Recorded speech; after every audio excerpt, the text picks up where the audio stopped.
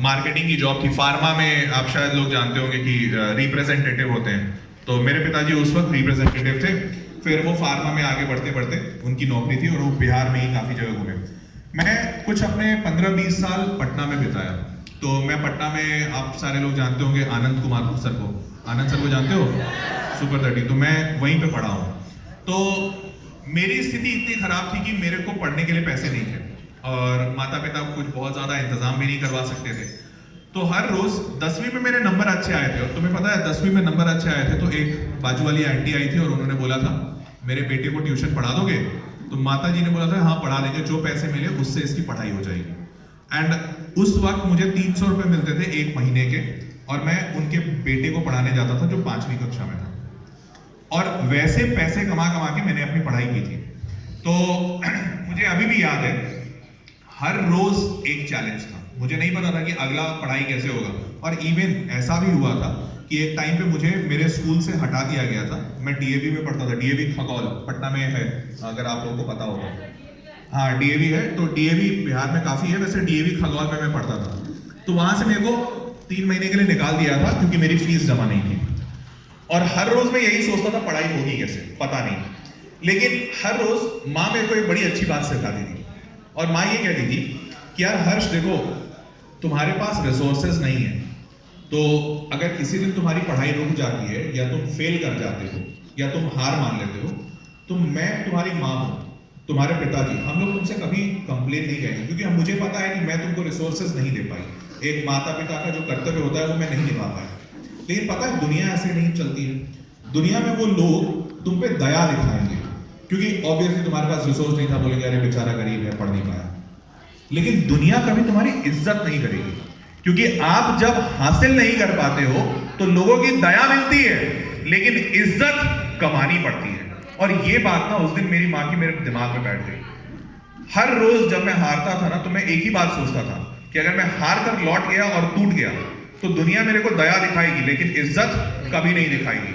और ये बात मेरे दिमाग में इतनी ज्यादा बैठ गई कि I was so damn sure कि चाहे जैसी स्थिति हो जाए, मेरे पास खाने का पैसा नहीं हो, लेकिन मेरे को पढ़ना है, क्योंकि पढ़ाई एक ऐसी चीज है जो मेरे पूरे जिंदगी को बदल सकती है। And that was so damn sure. I guess Abhishek sir का भी ऐसा ही कुछ स्टोरी है। हाँ जी बिल्कुल बिल्कुल। पहले मैं जानना चाहता हूँ कि तो आपने देखा बिहार का स्टेट मैप था वहाँ पे, क्योंकि हर्षर की स्टोरी थी, कोई जानना, कोई बता सकता है कि भाई मैं कहाँ से हूँ? एक बच्ची को बताया, बाकी सबको आप तो नहीं बोलोगे दीदी। हाँ जी जुमरी तो लिया नहीं तो हाँ जी कौन सा जगह? हाँ हाँ तो शायद बहुत सारे, कितने लोग पहचान नहीं पाए? हाँ ठीक है, thank you so much for being honest. तो मैं हूँ union territory Andaman and Nicobar island से, ठीक है? कितने लोगों ने सुना हुआ है नाम? एक्चुअली अभिषेक सर को जब अभिषेक सर पैदा हुए थे, इनको काला पानी का सजा हुआ था, फिर वहां पे छोड़ दिया इनको, फिर वहीं से फिर जब पैदा हुआ था मैं सजा हो गई कि तुम पैदा कैसे हो गए? मेरी गलती नहीं थी सर, बट यार हाँ ठीक है। तो मैं अंडमान निकोबार से हूँ। उसका कैपिटल कितने लोग जानते हैं यहाँ पे? हाँ जी, ये तुम अब सोशल साइंस का क्विज खिला रहे हो बच्चों को। वही हो गया यार अंडमान निकोबार सब भूल गए ना, सारे सोच रहे हो शिट अंडमान निकोबार क्या था कैपिटल? Port Blair. हाँ पोर्ट ब्लेयर में मैं पैदा हुआ था मैं, ठीक है? तो मुद्दा ये है कि पोर्ट ब्लेयर में जो जन्म लेता था पहले 95, मेरा बॉर्न 95 में हुआ था।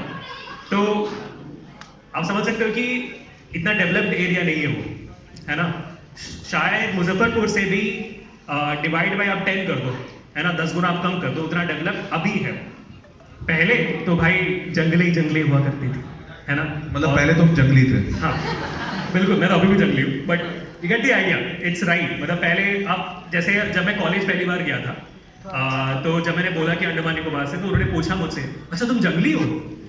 अरे भाई मैं तो प्रॉपर फॉर्मल में गया था, और आपको पता है मैं हैंडसम भी लगता हूँ। क्या व्हाट?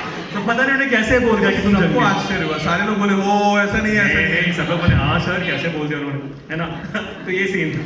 तो मेरी स्कूलिंग पहले 3 साल हुई थी एक मुस्लिम स्कूल में, ठीक है? तो क्योंकि फीस वहाँ पे सबसे ज़्यादा कम वहीं पे थी, तो समझ सकते हो कि मेरी फाइनेंशियल बैकग्राउंड क्या थी आपकी। तो मुझे पूरे साल में सिर्फ 100 रुपये देने पड़ते थे, और ये इतनी पुरानी बात भी नहीं है, है ना? तो उर्दू भी लिखना आता था मेरे को।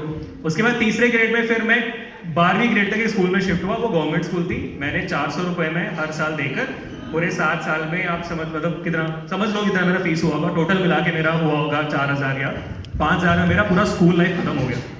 ठीक है, ये सीन था गवर्नमेंट स्कूल में पढ़ाई की। लेकिन 12th ग्रेड तक IIT JEE क्या होता है, नीट क्या होता है, कोई आइडिया नहीं। हमने नाम भी नहीं सुना था कि IIT होती है, नीट होता है।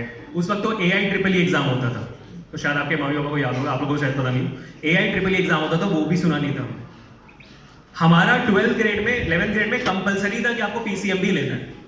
हमारे पास ऑप्शन ही नहीं थे कि आप फिजिक्स केमिस्ट्री बायो या फिजिक्स केमिस्ट्री मैथ्स ले सकते थे, कोई ऑप्शन नहीं। हमारे में था फिजिक्स केमिस्ट्री मैथ्स बायोलॉजी, तुम्हारे पास ऑप्शन नहीं है बेटा, तुमको लेना ही है।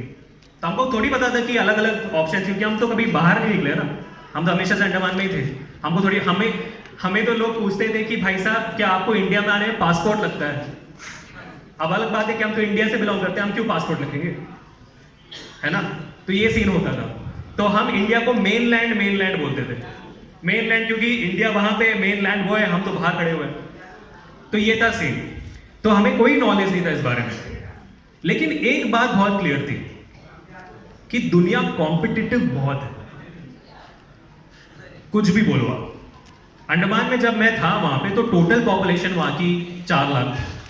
टोटल पॉपुलेशन जब मैं 12th पास होकर आ रहा था, टोटल पूरे अंडमान में 500 से ज्यादा आइलैंड्स हैं, बहुत को पता नहीं होता है, लेकिन सिर्फ 4 लाख की जनसंख्या है वहां पे। यहां पे कितनी होगी सर? 12 लाख के आसपास। तो वहां पे अभी भी 4 लाख ही है। तो 4 लाख की जनसंख्या में कुल मिला के शायद 50,000 बच्चे होंगे, जिनमें से 5,000 बच्चे मेरे स्कूल में होंगे।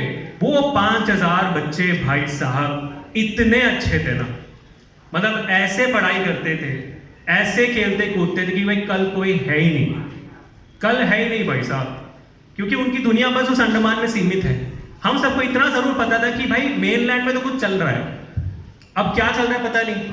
हम जब वहां पहुंचेंगे शायद उनसे कॉम्पीट करने का काबिलियत हमारे अंदर हो, बस इस चीज के लिए हम हर दिन लड़ते रहते थे।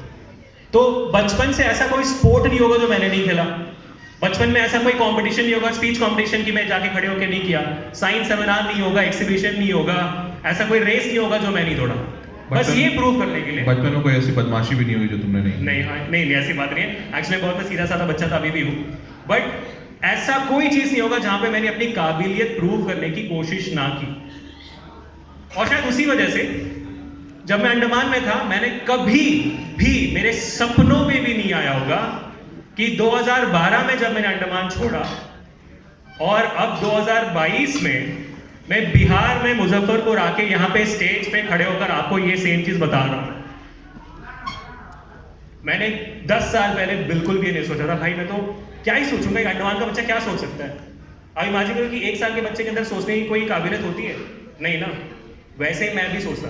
और सोच के देखो कि यही सेम चीज, इस चीज से मैं अभिषेक सर क्या बताना चाहते हैं, ये बताना चाहते हैं कि आज तुम मुजफ्फरपुर में बैठे हो, कोई नहीं जानता कि हो सकता है आज से 10 साल बाद यहीं के बहुत सारे बच्चे इंग्लैंड जाके, जापान जाके, यूएसए जाके कहीं कोई सेमिनार ले रहे होंगे और बता रहे होंगे अपनी स्टोरी कि देखो मैं इस छोटे से शहर से आया हूं लेकिन I am this much dam successful today. क्या बात है, ये चीज बतानी है तुम्हें। यार जगह कोई फर्क नहीं पड़ता, तुम्हारे पिताजी के पास पैसे हैं कि नहीं इससे कोई फर्क नहीं पड़ता, तुम 1 कमरे के मकान में रहते हो कि 10 कमरे के बंगले में रहते हो उससे कोई फर्क नहीं पड़ता। सिर्फ फर्क पड़ता है एक चीज से, क्या तुम्हारे अंदर वो आग है, क्या तुम्हारे अंदर वो जबरदस्त मतलब एकदम कर देने की का जज्बा है, क्या तुम ये सोचते हो कि चाहे जो हो जाए जीत तो सिर्फ मेरी होनी है, क्या ये सोचते हो? अगर सोचते हो तो जीत तुम्हारी होगी। KGF चैप्टर 2 कितने लोगों ने देखा हुआ है? उसमें बहुत अच्छी कहावत थी कि भाई क्या कहते हैं, पावरफुल प्लेसेस नहीं, powerful people come from powerful places, है ना। But the history was wrong. क्या है एक्चुअली हिस्ट्री? कि powerful people make powerful places. तो क्या आप लोग मुजफ्फरपुर को वही पावरफुल प्लेस बनाना चाहते हो?